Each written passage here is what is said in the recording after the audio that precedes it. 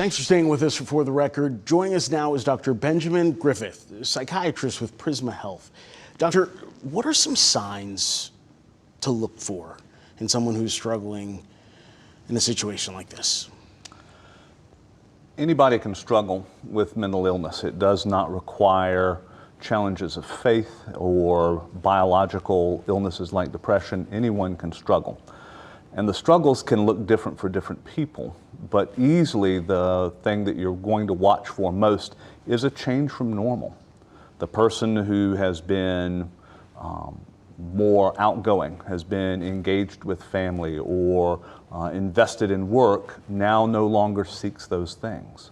Those people who choose to start talking about death or dying, start making goodbyes that don't make sense, or giving away things that traditionally have been very important for them, tend to be flags that we watch for. If someone who's watching right now is in that mental state, can they pull themselves out by themselves?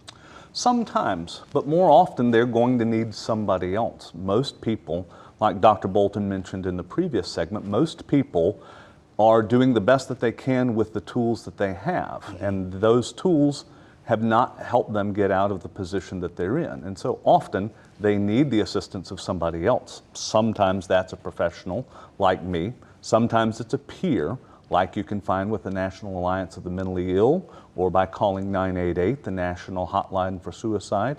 Sometimes it's a family member or a friend or a minister or a boss, but that person for whom they have a personal connection that helps them see a different alternative to the way that they're viewing the world.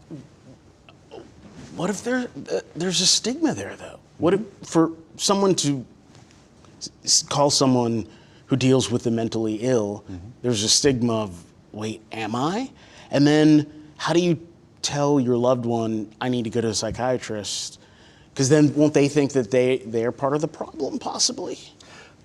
It's unfortunate that the stigma does exist, right, that people do believe that if I'm having these thoughts, there must be something wrong with me. That's not always the case. More often than not, people who experience suicidal thoughts or even have suicide attempts or suicide completions, more often than not, the data that we have indicates that they're suffering through a temporary challenge.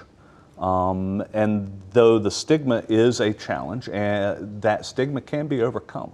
The good news is that the stigma gets lower and lower as we go. As you look generationally, certainly the generation before me, the baby boomers, had more concerns around mental illness and not talking about it. But as you look forward towards the generations behind me, and Gen Z and Gen Alpha, are much more comfortable talking about their challenges with their mental illness, and fortunately do a better job of reaching out and trying to access their friends and family to help them through the challenges that they have.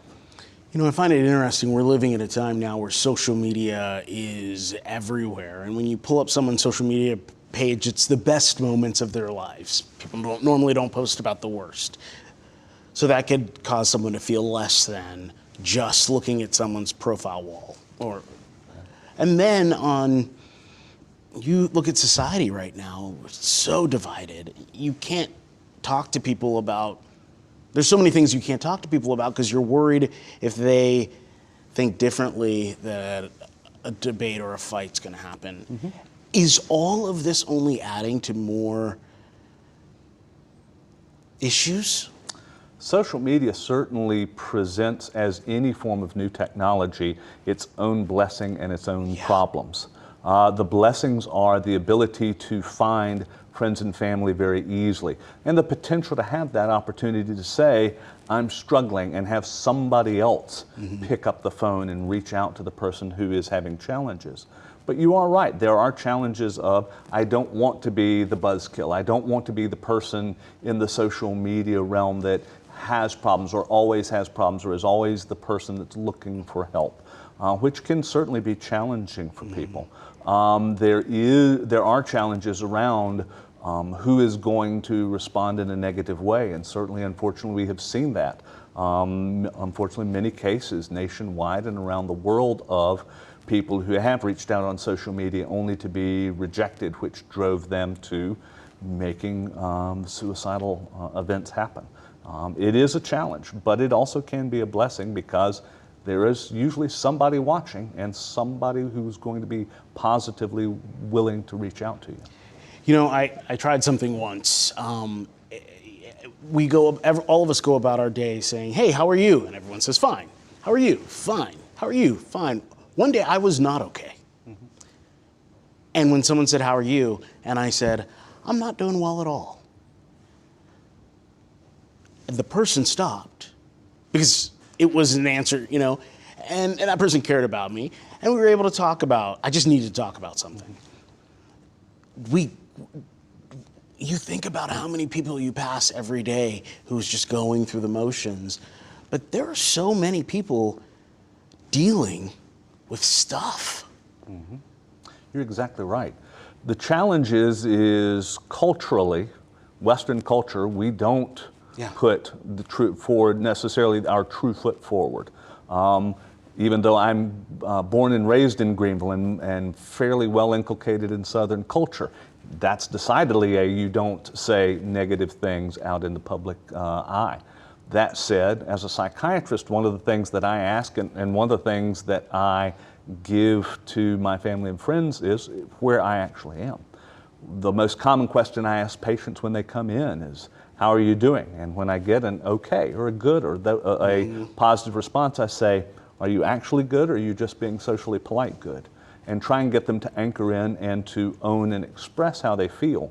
Because if one person is asking them, maybe that lowers the barrier for them to be honest and open with their emotions, not only with me as the person who's treating them, but with the people around them so they can get the support they need. Yeah, I think we have to have you all back and talk about this even more because this is such an important issue. But for now, thank you so much for being here and sharing your wisdom. Happy to do so. Happy to come back anytime. Yep. Still to come on For the Record, an Upstate Church with a big thank you in case you missed it. That's what we're put on this planet for, to help others. So you got to.